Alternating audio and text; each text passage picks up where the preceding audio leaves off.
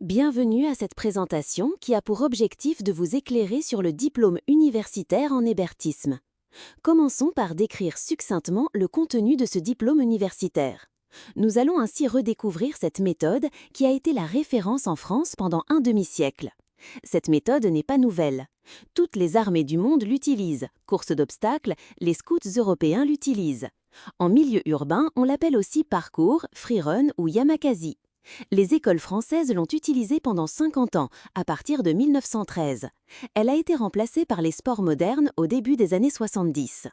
Ce diplôme est proposé conjointement par le STAPS Paris-Lacrételle et la Fédération d'entraînement naturel Méthode Hébert, le tout bénéficiant du précieux soutien du C3D STAPS. Concernant le contenu de cette formation, qui représente environ 150 heures, elle abordera un rappel historique de la méthode, ses grands principes, les fondements de l'entraînement naturel, ainsi que ses aspects scientifiques. Et enfin, parce que votre savoir-faire mérite d'être partagé, nous vous donnerons toutes les clés pour vendre votre offre. La formation est structurée en deux parties distinctes, une partie en distanciel et un stage pratique. Dans notre équipe, nous avons une combinaison rare. Imaginez, 4 professeurs d'université, 2 d'entre eux sont même directeurs de STAPS. On a aussi 2 personnes qui portent l'héritage de Georges Hébert. L'ancien directeur de Movnat Europe et l'ancien directeur du plus grand club Yamakasi de France sont avec nous. Sans oublier le major Gérald, responsable des sports de la Légion étrangère, une équipe d'exception pour vous accompagner. Pour l'inscription, il est important de noter que les candidatures se font exclusivement en ligne, via la plateforme Candid Online. Concernant le financement, une prise en charge est possible par divers organismes, tels que France Travail, votre employeur, les OPCO, le Conseil régional, le FIFPLEL ou encore la GFIS. Ils nous soutiennent, ces voix sont les nôtres. Pour souligner la pertinence de cette méthode, Hélène Grob, responsable événementielle au Secours populaire de Paris, témoigne. Nous pensons sincèrement que la méthode Hébert coche toutes les cases du sport populaire. Dans le même esprit, Jean-Michel Raymond, responsable de l'unité de formation des managers à l'INSEP, partage également sa vision. Je crois en l'avenir et au renouveau de l'hébertisme au sein des pratiques physiques et sportives. Je suis un fervent de cette méthode. Enfin, le docteur Jean-Luc Grillon, cofondateur de la Société française de sport santé, insiste sur l'importance de cette démarche. L'hébertisme doit être redécouvert et mis à la disposition du plus grand nombre.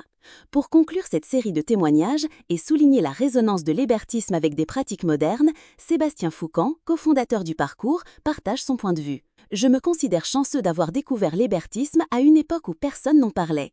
L'hébertisme m'a donné des valeurs et des codes qui ont forgé ma personnalité.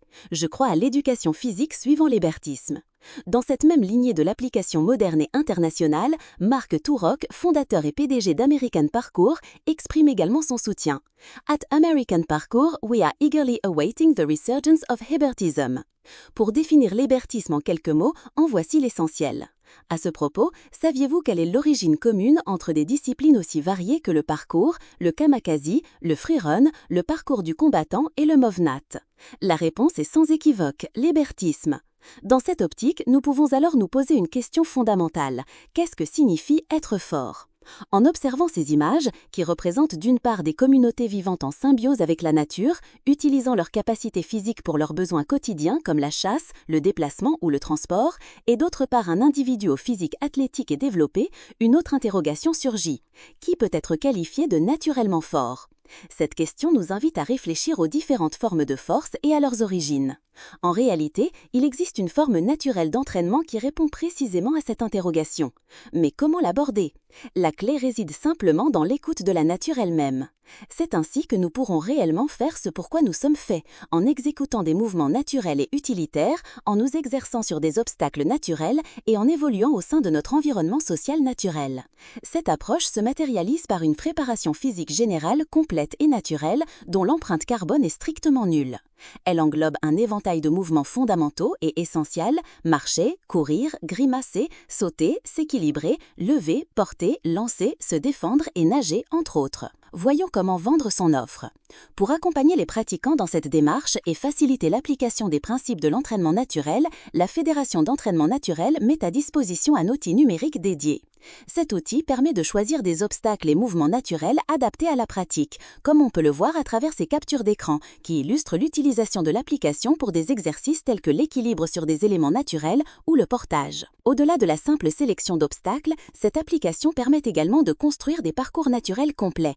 Les utilisateurs peuvent ainsi planifier et visualiser des itinéraires incluant divers défis et points d'intérêt dans leur environnement, comme en témoignent les fonctionnalités de cartographie détaillée de l'application. De plus, l'application offre une opportunité pour les professionnels de la méthode. Les coachs diplômés peuvent être identifiés sur la plateforme, facilitant ainsi leur visibilité et permettant aux pratiquants de trouver un accompagnement qualifié et certifié. Nous vous aidons à vendre votre offre, et cela via une communication fédérale, parce que, quand on est uni, on est plus puissant. Ensuite, une charte graphique, pour que vous soyez reconnaissable au premier coup d'œil, pour qu'on se dise « Ah, oui, c'est eux ». On vous donnera aussi des éléments de langage pour que votre offre soit percutante, pour que vous sachiez exactement quoi dire et comment le dire. Et la meilleure nouvelle, c'est qu'il n'y a aucun apport financier nécessaire de votre part. Au-delà de l'utilisation individuelle et de l'accompagnement personnalisé, le déploiement de l'hébertisme s'étend également à la création de parcours naturels permanents. Ces installations peuvent être mises en place et sponsorisées par des villes ou des entreprises, rendant ainsi la pratique de l'entraînement naturel accessible à un public plus large, comme l'illustre la mise à disposition de parcours via des QR codes en partenariat par exemple avec AXA. En conclusion, cette présentation de juillet 2025, élaborée sous le copyright de la Fédération d'entraînement naturel, témoigne de la vitalité et du renouveau de cette méthode intemporelle. Elle a été préparée par Jacques Hébert, le petit-fils même de Georges Hébert, assurant ainsi une continuité et une authenticité profonde avec les origines de l'hébertisme. Nous espérons que cette exploration vous aura éclairé sur l'avenir prometteur du diplôme universitaire en hébertisme et de l'entraînement naturel.